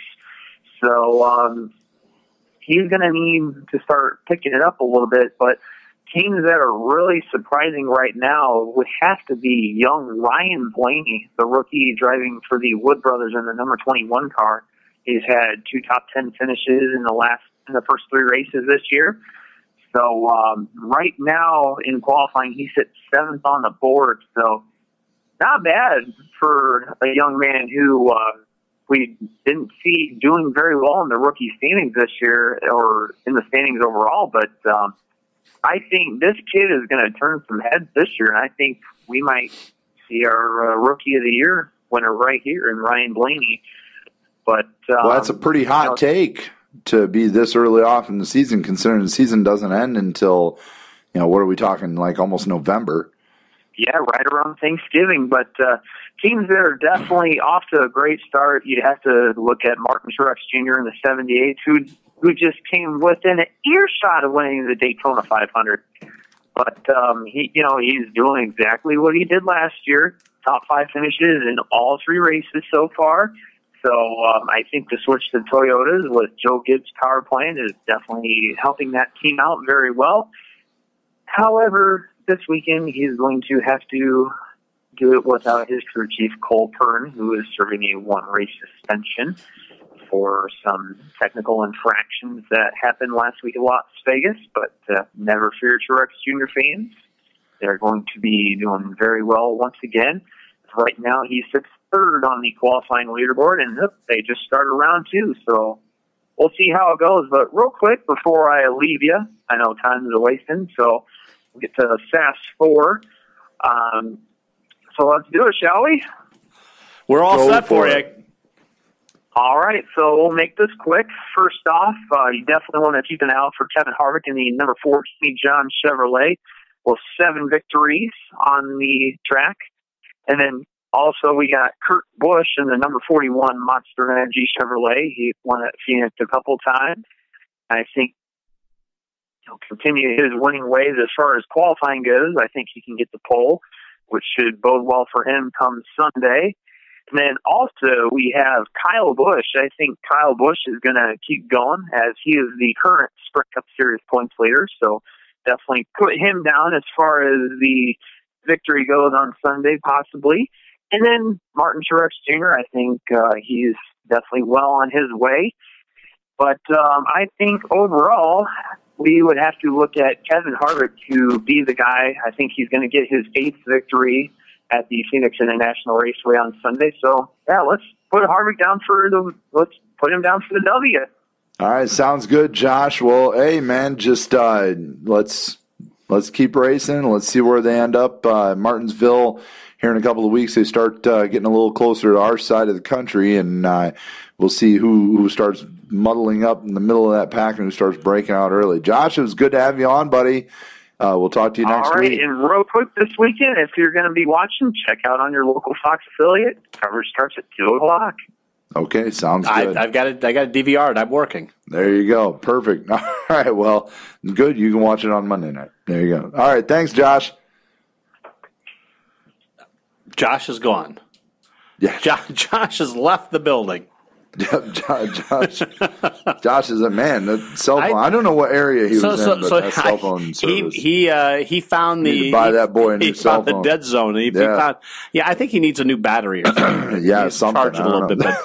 But, so he's taking Harvick. I like Harvick. I do like Harvick a lot in this race. He is, very, very, very good at Phoenix. So. I think, like I said, I still like Busch. I mean, I like the way Kyle Busch has run so far. And the early part of the season has really kind of lent him, a lot. And what is going on with Chase Elliott? When you see 3 DNFs early, I know he's a rookie and all, but you see 3 DNFs early. He's got that great race team that Jeff Gordon had. Well, he does, and he's shown it in the in the trials and everything else that he can do it. Do you put it all on him though? I think he's getting a. What do you say? A rocky reception from the other drivers. Yeah, I think he's maybe a little bit of bad luck. I think a little bit of that, but I think you got a little bit of hey Junior, wait your turn. Right. I think he's getting. I'm saying he's getting like the rookie treatment. The rookie treatment you get out there. Yeah, he's definitely going through kind of like, it seems like a rookie hazing almost. Basically, I mean, you got the big name coming in. Your dad is Bill Elliott. You're in the old 24. You're ready to go at it, and all of a sudden it's like, hey, well, as it is, kid, you got to earn your dues. Yeah, as it is, there are a lot of drivers when they see a 24 Chevrolet, they're not real big fans anyway. No, because of the success of Jeff Gordon, and now. You have, of course, Bill Elliott's son, driving now, right? And it just So what little respect you had for the 24, or the hatred that you had for the 24 competitively. And the thing is Bill Elliott was not the most well liked person either. No, he wasn't. So I mean, but I tell you like Harvick, I like Busch. I think another name to look at is Logano. Logano's had a good, strong start to the season, coming off a very good season last year. This is very true. Those are my 2 guys to look at: Kyle Busch and Joey Logano. Yeah, I think Martin Truex and probably going to end up being Kevin Harvick. Those are going to be the 2. I think they're going to make some noise in this race. I like Harvick. I like Truex to probably at least top 5. Okay, I'll go with that. Yeah. Anyhow, we got to get a break. When we come back, Peyton Manning finally calls it quits. Brock Osweiler decides to run to Houston. So what did the Denver Broncos do? They go out east. They go out east for a quarterback. They go for what's left, maybe. I don't know. And then your team got fined, and my team did absolutely squat. Yeah, and we're gonna break all that down as we talk about NFL free agency. On the other side of this, you're listening to the Cheap Seats on XERS Radio. Hey, Linda here, host of MDG's All Access Pass. Do you like to rock? I know you do. How about some metal bands? Great! I have exactly what you're looking for.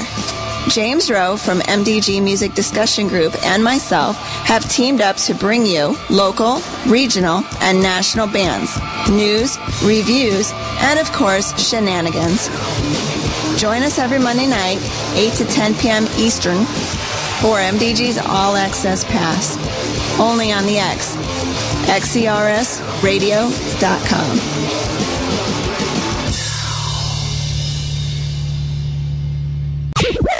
Hey, this is Maximus and the Bartender. Make sure you're checking out our brand new show bringing sports talk to you right here live on Extras Radio.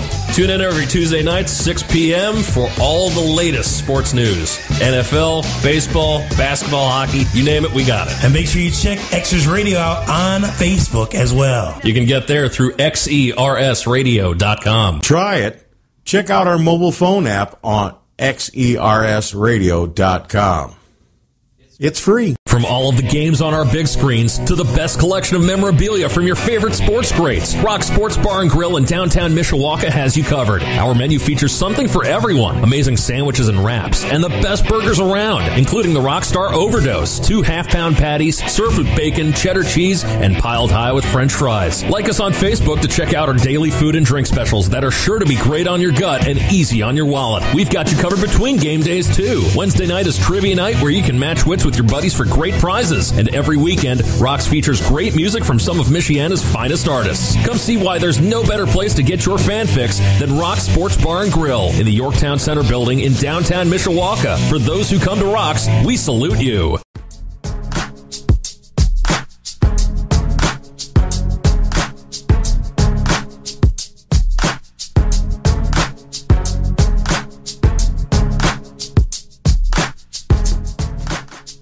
Cheap Seats on XERS Radio, brought to you by the fine people here at XERS. All the great shows.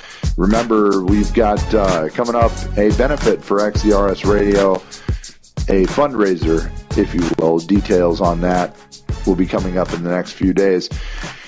Don't you wish that the mics were on during the breaks and we said then people could hear us and our passion is you and I talk football of our favorite teams?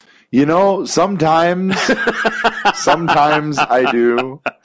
That particular break, I probably would not have turned the mics on. There might have been some words that might have been. There were a lot of words that had been uttered. That might have been. It might have gave us a mature rating. Yeah, it would have definitely changed this to a R-rated program. All of those kids under the age of 17, please don't listen right now as we walk into this next segment and we talk about the NFL with your two fans that watch their teams voraciously. And watch their teams this week just do absolutely nothing and get absolutely hosed. Yeah. At the same time. Well, we're going to start with the big elephant in the room, and that obviously is the Denver Broncos. Yes. Peyton Manning in a very heartfelt retirement speech, which, to me was perfectly engineered. He's had like 2 years to plan it. Well, and I thought it was very telling that when the one reporter that asked a question about the sexual assault allegations that are floating around Peyton Manning right now, boy, did he have an answer ready to go for that. Oh, he did. It was written and orchestrated. What did he do? He quoted Forrest Gump.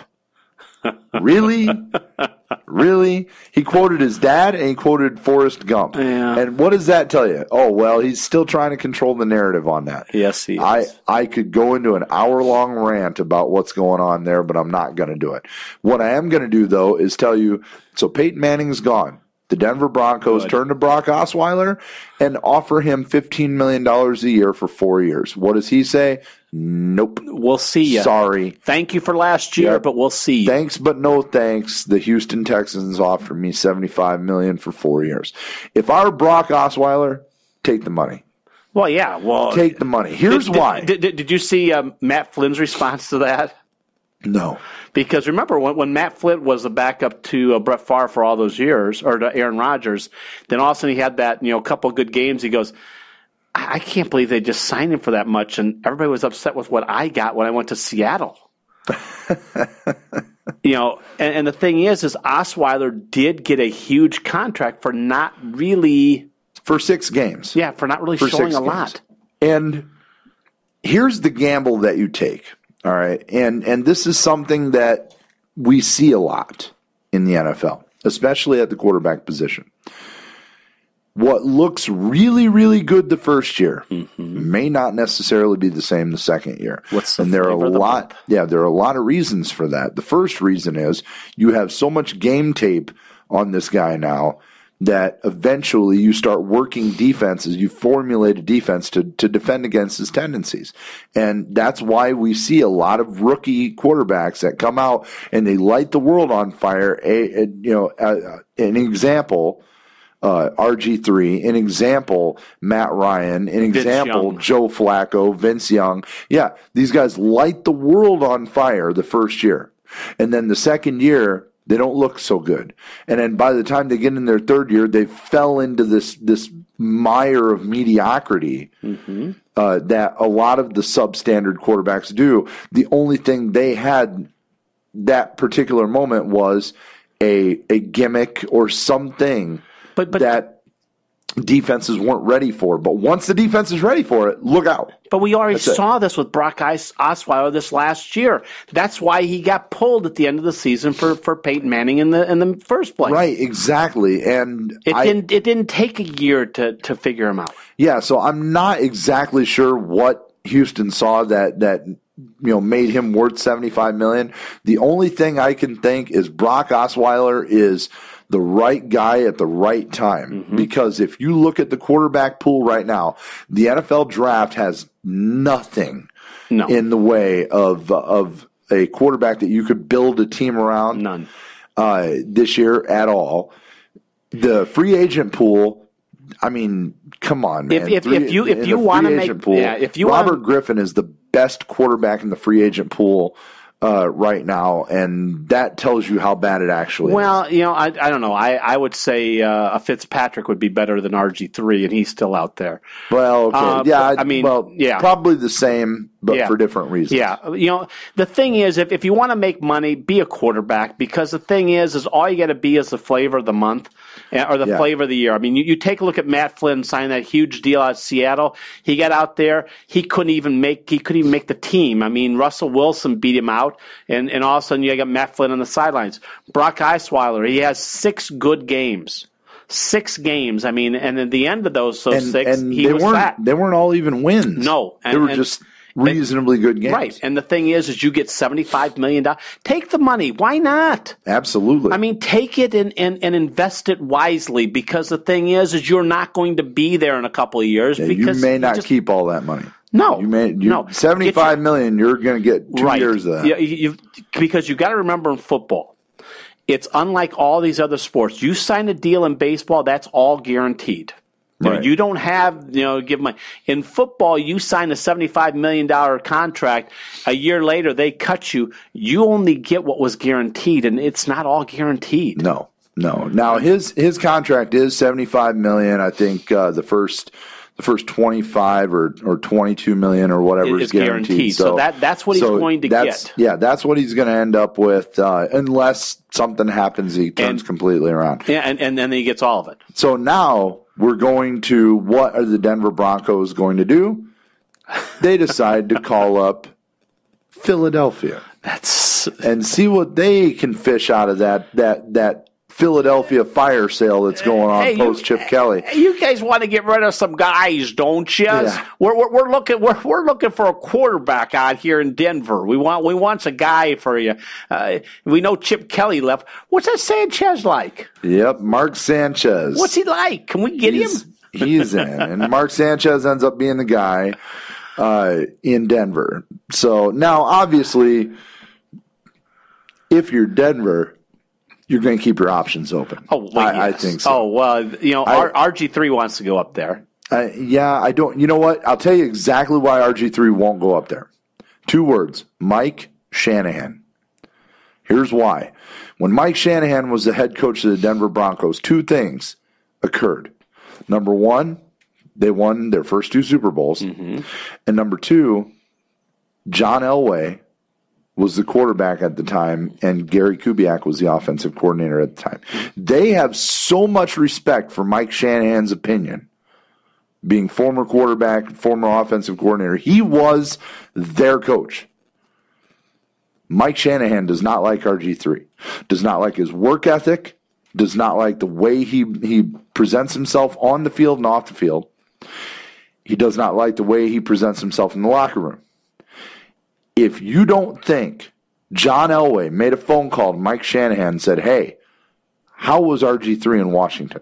How was Robert Griffin in Washington? How was he in the locker room? How was he on the field? He picked Mike Shanahan's brain the minute Robert Griffin hit the free agent market. I guarantee it. Where do you see Robert Griffin ending? I honestly think he's got a home in either L.A., with the Rams, or possibly in San Francisco, depending on what happens to Colin Kaepernick, because that offense is actually well built for somebody like Robert Griffin. So now, Kaepernick has been actually rumored for Denver. I don't see that happening just because of the fact that the defense, the offense rather, that Gary Kubiak puts together is more of an under center offense. He really likes. He ran Peyton Manning out of the pistol a lot, but that was Peyton Manning's choice. Brock Osweiler was like 70% of the time under center. Well, yeah, and the reason Peyton was back there because he needed that much time to keep people away from him. He can't move around. Yeah. So you have Colin Kaepernick, who's used to playing out of the pistol, used to playing out of the shotgun. Mm-hmm. You're going to put him under center in Denver. I don't like that. Yeah. I don't think that's going to work out well for him. His skill set really is more of a West Coast offense, pistol type of quarterback, somebody who doesn't use the three-step drop. His short snap is the three-step drop, and that way he can pull it down, make a move, go, get out of the pocket, or he can make that quick read and hit you downfield. Kaepernick is capable of being a good quarterback, but he again is another quarterback that we saw come on his first year, the first year he came in for Alex Smith and lit the world on fire. And what did he do his second year? Second year, the book is out on him, and he just falls completely apart. And I take a look at it. I think RG3 is not going to find a landing spot until we get into the preseason games and you see a quarterback get hurt. Why do you think it's going to be that long? I think it's going to be that long. I think we're going to see Kaepernick. I think we're going to see Kaepernick get dealt.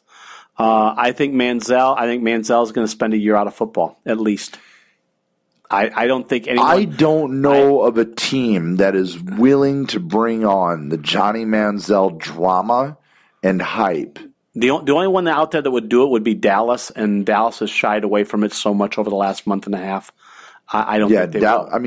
The Dallas Cowboys won't even comment on what's going on with Johnny Manziel. Can you see RG3 down in Dallas? Maybe. See, I just think that these. I will tell you this. You got to remember, Manziel, Griffin, and Kaepernick. They were the toasts of the town. They had everything. Manziel had everything before he even got to the NFL. But remember, Kaepernick was the next big thing. RG3 was huge for what he did his first year at Washington. And the thing is now, all three of them are going to struggle to find a position this year. And that's only 2 years removed. 2 years. I could see Colin Kaepernick going to Dallas. Could you? I could see him going to Dallas. They have the offensive line that could protect him. Yes, they do. They have a very good line. They have an offensive line that could protect him. And Jerry Jones is known for going after quarterbacks that are mobile, yet still can throw the ball deep. And he can do that. When Tony Romo first came to Dallas, those were his two big assets. He had a cannon of an arm. And he could move. And he could get out of the pocket and make some noise. Now, I still like Kaepernick at Denver. I still do. I don't see the offensive system fitting him. Like I said, I don't see the offensive system being something that Colin Kaepernick could play in. I would be more inclined to go Ryan Fitzpatrick or maybe somebody else. Maybe there's somebody else out there. I just don't. Do you think the Jets are going to actually let Fitzpatrick go? He's on free agency. I know right now. I don't think they can afford him. I just don't think they can afford him. Because that's their perfect quarterback. That really is. He is, but at the same time, I just don't think they can. Yeah, they can't afford to keep him there, but I just don't think they can swing the income. I understand. Right now, if we take a look at the, getting on to other teams, the movers and shakers, Oakland, huge. Jacksonville, huge. Houston, huge. Houston is the one that really, and Oakland's the one really that's kind of surprises me. Houston surprises me because this is very uncharacteristic of the Houston Texans. They normally build their team in the offseason through the draft. They don't normally do a lot of big pieces coming from free agency, but Houston knew if they want to take hold of this division, right now, the AFC South is ripe for the picking. Oh, totally. The only team that could possibly stand in their way is the Colts, and the Colts, nobody knows what the Colts are going to be like next year. And the Colts have left. The Colts have. They're a team that you look at and you go, they can't be that bad, but they are. Yeah. And when you look at Jacksonville's the same way. But Jacksonville has made a lot of good moves. They have, but at the same time, they got a lot of young guys. Yeah, really too young. Too young. But they haven't played together well. I'm still not a big buyer on the coaching staff there. I don't. Jacksonville, I want to see Jacksonville actually do something before I buy into it. I am intrigued with Jacksonville. I'm intrigued with Jacksonville, and like I said, I'm intrigued lot with Oakland. I'm curious on Jacksonville. But as far as Houston goes, they knew going in, they were ready to make a move this year. Right. They need to make a move this year. They wasted Mario Williams and that excellent defense. All right. They wasted Arian Foster and that offense. Yes. Now they know with J.J. Watt, they don't want to waste this defense. No. They want to get an offense that can do things. They've got a couple of really good wide receivers right now. Mm-hmm. Their offensive line is capable of protecting a quarterback. They needed a couple of small pieces, somebody with experience. They went out, they got a new left tackle. They went out and got a center in free agency. They went out, they got one more pass rusher, and then they turn around and get their quarterback. So they've got the key pieces, the keyest pieces that they needed. They got them in free agency.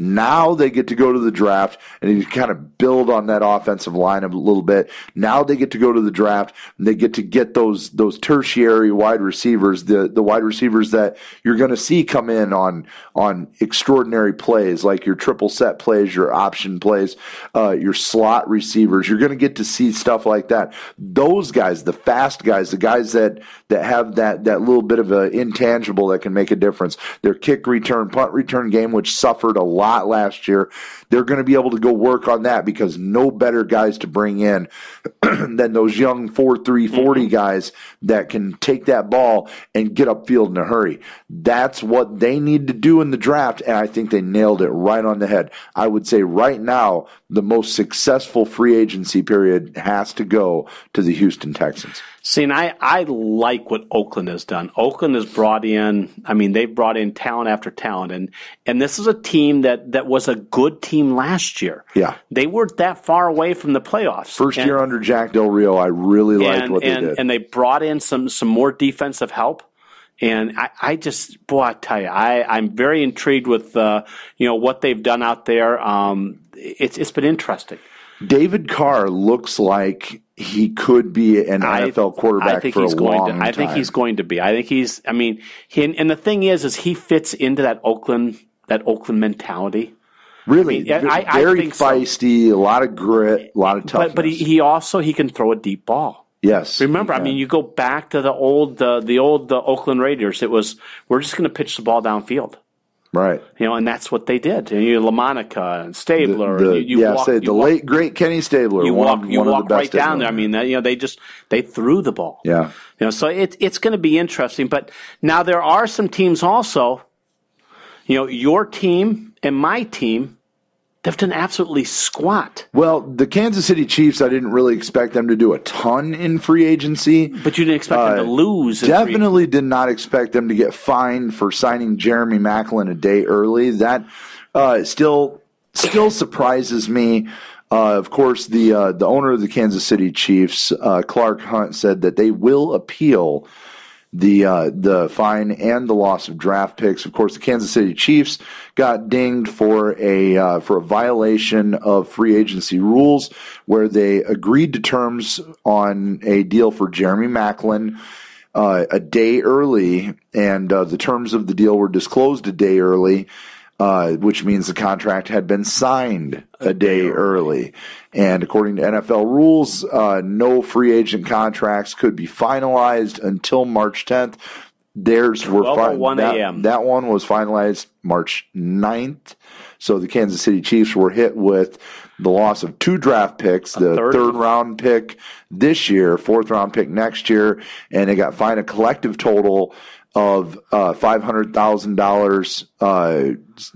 The $250,000 of that to be paid by the team, the remainder to be split between the general manager, John Dorsey, and Andy Reid.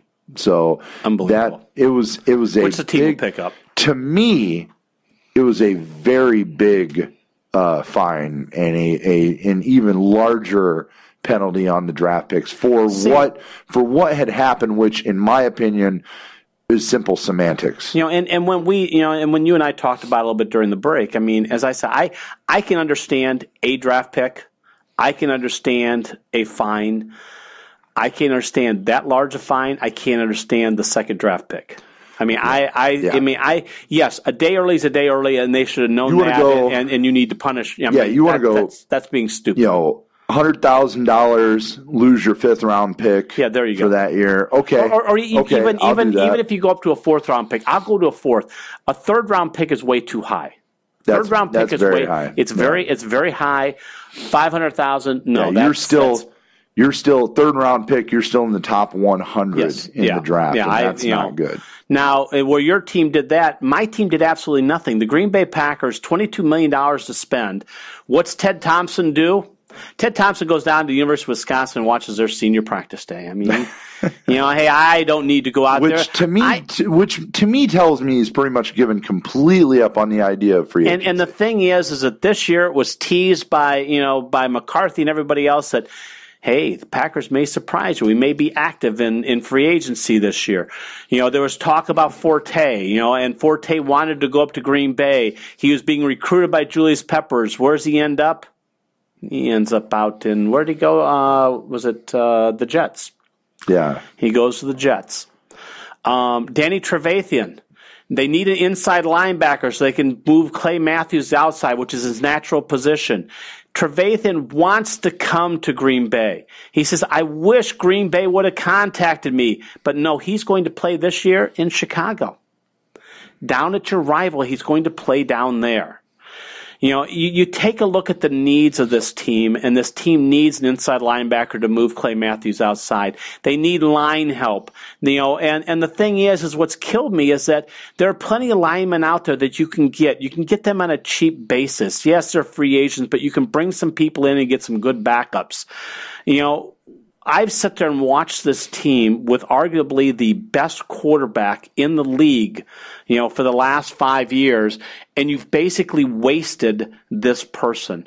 You've basically wasted your window of opportunity because what you want to do is, well, I don't want to go to free agency and get these quality backups that, hey, if a Jordy Nelson gets hurt, I can bring someone in. Or if I lose my left tackle, I lose these guys because they get hurt. Bakhtiari gets hurt. Balaga gets hurt. Yeah, which happened last year.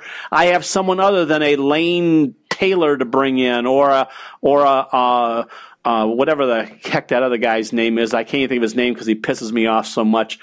But what do? We go ahead and we sign Lane Taylor to 3 years because he was such a quality backup that got his ass kicked every time I went out there last year that we want to see that happen again this year when I have my all-pro quarterback back that I'm trying to protect. I want to go ahead and let James Starks, my really good running back, because Eddie Lacy put on Eddie the Ivory. I'm going way back there. Eddie because that's the way Eddie Lacy ran last year, like Eddie the Ivory is his age right now, because Eddie Lacy put on about 6,000 pounds and couldn't tote the ball. You had James Starks. Well, let's let him go to free agency. Where's Starks at? He went to New England. He went to New England to interview there. Good God, would you turn down New England if you had a choice? Hell no, I'm not. I'm going to New England myself, especially as a running back in that offense. So, I mean, now you had a tight end. You don't have a tight end. You need a good tight end. Did we look at it? No. You got one down in Indianapolis in the name of Kobe Fleener that is be a perfect fit. You got some other guys. They're signing all over the place because Ted Thompson wants to go to Wisconsin and watch a bunch of seniors. He wants to get his Hall of Fame quarterback that's sitting back there, and we're going to try and build this up through the draft. You know, as I stated, and I went on a Packer website and stated, I said, you know, Ted Thompson, the window of opportunity is shutting, and the problem is you're the one pushing it down. Because instead of wanting to go out there and build up your backfield, you know, build up your talent pool and having some of these reserves you can bring in when you need them, what you're doing is you keep relying on these 5th and 6th draft picks that aren't worth a crap then and they aren't worth a crap now, and you're trying to sit there and fit them into a system that just isn't going to work. Right. I mean, you got to take advantage of a window of an opportunity. And right now the Packers had that, and the problem is it is closing. And I don't see their GM doing anything about it. They've got another Wolf in the background, which Ron Wolf's son, that they're projecting as the next GM. Damn it, get Ted Thompson out now, bring him in. Let's see if Trader Ron's genes move down a little bit and we can get some actual talent up there. You know, I know, you know, Andy Reid, I mean, he's got to be shaking his head over the thing that's happened to them. But, you know, Kansas City's lost a couple people. They lost a couple of their secondary people, which has been scary. Right. You know, they signed the one kid. They franchised him. Didn't they franchise? Who'd they franchise? They ended up franchising, was it Eric Berry? With Eric Berry. Yeah. Yeah. They franchised him, which they should have. But but then they lost the other, you know, secondary person. Ron Parker. Yeah, it's frustrating when you sit there and follow a team and you see the pieces that they have, and you watch them and go, you know, you got the money. It's not like it's not like, I mean, you got $22 million, but you're spending it on, you know, I look at Green Bay. They spend it on Lane Taylor.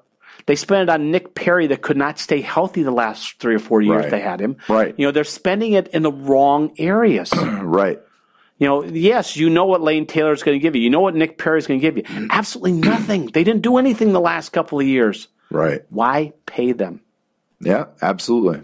Absolutely. I mean, I'm off my soapbox. Poor decision making. I'm done now. Poor decision making in free agency has been Green Bay's downfall lately. Well, it's just a lack of not wanting to. I mean, they go, well, you know, we jumped in, we did very good. Yeah, you did. You got Julius Peppers and you got Woodson. Right. Okay. Well, what else have you done? Nothing. Absolutely squat. Give it a shot. So, since this is St. Patty's Day, coming up next week. Yes, it is. The green there, Steve-O. I want to get some green beer and I want to have a good time. Yeah, well, you know. Bangers and mash. Well, you know, I'm always just a little bit Irish. Everybody's a little bit Irish. St. Patty's Day. And so we're gonna do a little Irish themed thing here, and this is gonna be called Luck of the Irish. Luck of the Irish. Luck of the Irish. This is gonna be, give me your one NFL team or player that caught the luck of the Irish here coming into free agency this week, and we got a little background music for this. So here we're gonna do this. I like this. I like the sound there, Steve-O. Little Irish jig. It is very Irish. Wee bit of an Irish jig. I love it. I love it. All right, so luck of the Irish. The luck of the Irish has to go to Brock Osweiler. The Osweiler goes down to Houston, gets the big deal for absolutely doing nothing up in Denver. Just falling into $75 million. Let me do that. I'll go stand behind the Houston line. How about you? I like that. Brock Osweiler would probably be my number one. I would say number two, luck of the Irish, would probably have to go, I'd say, to Mark Sanchez now. Wow. Because if you look at Mark Sanchez was not going to be in Philadelphia. And he just ends up falling into a team that has an excellent defense. They have a phenomenal defense. They've still got a good defense, even with the pieces lost that they've lost thus far. And he has the ability to produce out of that offense, even without C.J. Spiller. They can bring another back in. Running backs right now are kind of a dime a dozen. Yes. I've got another lucky Irish one before you're done. All right, C.J. Spiller is, good. Yes. Good, don't get me wrong, but that offensive line could make a lot of running backs good. Yes. So, Mark Sanchez, who isn't an awful quarterback for what we tease, but fumble. He's a serviceable quarterback. I think he actually ends up finding the luck of the Irish in a team that is ready built. I mean, let's face it, they're the Super Bowl champions. Yes, they're ready built to go out and win. Just will they win with Mark Sanchez? There you go. Other luck of the Irish I have is Mr. Matt Forte. Forte of the Bears, who didn't know how to use him this last year, went out to the New York Jets, where if Chris Ivory can gain over 100 yards a game, can you imagine what Matt Forte can do behind that awesome line? Because the thing is, the Jets do like to run the ball. They do like to use their running back. Yep. And Forte is tremendous when he has a line in front of him that can make that block, but also coming out of the backfield, not a better person I want to throw the ball to and let him go with it. If you think about it, one of the things that Ryan likes to do, Rex Ryan, one of the things he really does like to do is get the running backs that are explosive out of the backfield, running and catching the ball. Matt Forte, very good at doing That's why I'm so pissed at Ted Thompson for not taking him up there in Green Bay. Aaron Rodgers would have had a field day. So there's your luck of the Irish, ladies like and that. gentlemen. I thought that. Yeah, I like to use it. I use a little brogue every now and then. a little brogue. Well, it looks like that's going to do it for us. Going to wrap it up. Man. Our 2 hours is done. I think we got to make up 2 hours from last week yet. We still have to make up 2 hours from the week before. You know what? I need to go and try and do a little bit of sleeping tonight because God knows I'm not going to do any of it tomorrow. No, you're going to get trashed. No, I'm going to have fun. We're the wife and I are going. No, the wife and I are going out to one of the casinos in the area. We're going to be at a casino and hotel, the Blue Chip. Oh, okay. Yeah. I was by there on Sunday. Nice. I went down to the lighthouse down there. Went down to the lakefront. Yeah, you know what? I saw the pictures. Yes. A lot of fun. A lot of fun down Michigan City. Yep, we're going to head up there, stay the night, and hopefully for the money it's costing me to stay the night there, I can You mean you didn't get it comped? I sure wish I could win a little bit. You couldn't get it back. comped? Yeah, you know what? Even using what pull I have, I still couldn't get it comped. Do you know who I am? This is Steve from Cheap Seats with Steve and Steve. You know, I've found there are two places that you absolutely never want to use the phrase, do you know who I am? Well, one is with a police officer. Yeah, one is in front of a cop, and the other one is when you're trying to get a deal. Yeah. Both ways, they never work out for me. I just don't know why. Do you know who I am? Do you know who I am? Yes, you're the guy I'm arresting and putting in the back seat, Mr. Willis. Yes, sir, Mr. Willis, and you have the right to remain silent. I've heard your show. You need to use that right. Oh, you need to be silent much more often than you have done. Hey, we are going to get you out of here. You guys enjoy your weekend. Happy St. Patty's Day. Green Bear. And we will see you next week. And I will be a year older. Yes, you will be. I'll be a year younger. Yes, I doubt it. I doubt it too. You guys have a good evening. Have a good one. We're back in business, boys. We're back in business. We're back in business, boys. We're back in business. Prepare for the hatred with my problem solver, my patriot. Goon up and get tuned up, rubbed off, erased. Stay dedicated and faithful to my camp. What about your camp? Titanium, my loved ones, and get stamped.